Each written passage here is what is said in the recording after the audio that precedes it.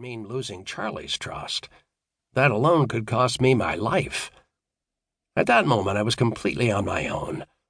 I had a cover team backing me, but from past experience, I knew I couldn't count on a quick response if things went south. And I couldn't call in my own street crew because that might lead to a bloodbath. I was in a tight spot. There was no way I could risk going into Luigi's neighborhood, but there were too many risks to our overall operation, too many moving parts, for me just to walk away and go home for the night. I made a battlefield decision and told Marco Barone about my ongoing problems with Louis the dog. After laying out the background, I put it to him squarely. I think the bastard's trying to set me up. Marco's reaction was typically direct. Fuck this guy, Giovanni. If you don't trust him, make him come here. I ain't leaving for a while. I can wait with you, and I've got some guys coming over to hang out and have coffee. We're gonna settle up some things. Tell him if he wants those cigarettes, he's gonna have to come here. Earlier, I had been thinking it would be a bad idea for me to invite Luigi to another family's hangout. I had a few Gambino friends, but I had no status in their family, so how was that going to look? But when Marco gave me the green light, my protocol worries evaporated. I thought, this could work. If the body shop was loaded up with some serious guys, and Luigi saw that I had a solid relationship with the Gambinos, and not just a few DeCav stepchildren, that might put him in his place. It would definitely make him think twice about taking a shot at me.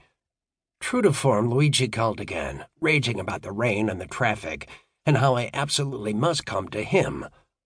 I stuck to my position.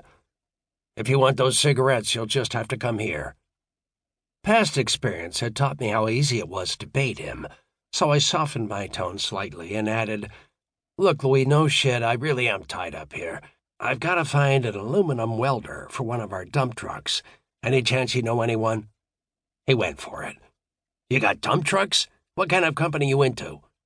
An excavation company, and I really need to get this truck back on the road. Immediately, his whole manner changed, and he was full of questions. It was obvious he wanted to see what kind of racket I had going on so close to his neighborhood. Where are you? I'll come over. I gave him the body shop's name and address. I'll be there soon. Minutes after that call, the rear area of the body shop started filling up with the Gambino guys. One of the first to arrive was Danny Gooms Bertelli, and that was perfect for me. Bertelli was one of my capo's oldest and closest friends. With him there, at least I began to feel comfortable, telling myself I was in a good place. I thought, God help Luigi if he says something stupid. And then it all went to shit. I overheard Gooms telling Marco that he'd been talking to Nicky the Whip Milano, a Philly mob soldier, and he was on his way over. He said Nick had mentioned some other guys who'd be coming by as well, and he rattled off some names. Then he said, Oh yeah, Nicky says Kyle's coming, Ragusa. Be here soon. Kyle Ragusa? When I heard that name, I could barely breathe. Kyle Ragusa was a Gambino thug I had arrested in 2007. Back then, I'd been part of a federal task force involved in a racketeering investigation called Operation Family Ties. We arrested a couple of dozen Gambino family members, including Ragusa. Because of that investigation, I knew Ragusa to be a thug who gloried in violence. He was the quintessential Mafia enforcer, unwavering in his determination to maintain his place within the family and always ready to do anything his bosses ordered. His record of convictions included multiple assaults and a stabbing, but his main claim to fame, and all-important respect, was taking the rap for a crime he didn't commit. He had served a multi-year prison sentence for a shooting that had actually been carried out by his Gambino skipper, Andy Marola.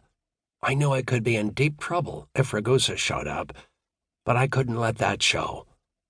While I continued talking and laughing with Marco and Gooms and the other guys as they arrived, my mind was racing, trying to calculate how I could avoid ending up in a landfill. The voice of reason in my head was telling me to get out of there. Forget the fact that Luigi Oliveri is on his way over, you idiot. Leave now. But a disappearing act was going to look really strange, especially to Marco Barone and Gooms Bertelli, after I'd made such an issue to both of them about this guy I was supposedly waiting for. There was no way out.